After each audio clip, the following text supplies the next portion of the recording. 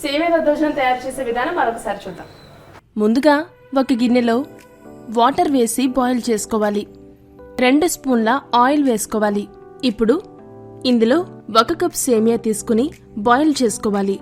సేమియా 50% కుక్ అయిన తర్వాత ఒక గిన్నెలోకి స్ట్రెయిన్ చేసుకోవాలి. ఇప్పుడు ఆ సేమియా మీద కొన్ని చన్నీళ్లు వేసుకోవాలి.